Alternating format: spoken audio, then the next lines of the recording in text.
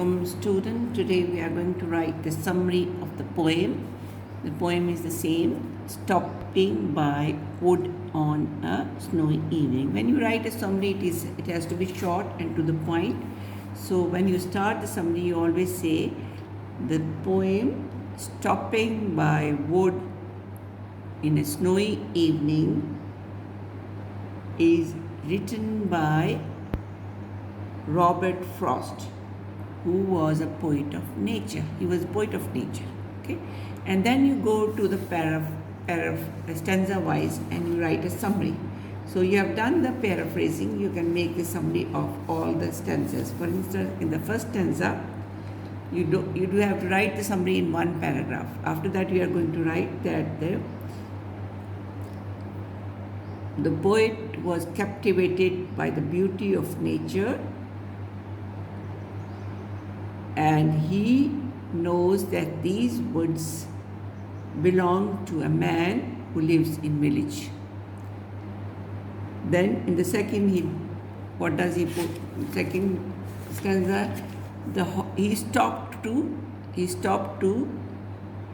appreciate the scene. He stopped to enjoy the beautiful scene, but the horse was surprised to stop in the middle of forest without a farmhouse there. There was no farmhouse. And where were they standing? Between the frozen lake and the woods. On one side there was woods, and between the then, and what was the time? It was darkest evening. Now, the horse was surprised, so he shook his harness, and the two kinds of noises were heard: the bells of the harness, the soft wind blowing, and down flakes falling down. So this is third, and in the last is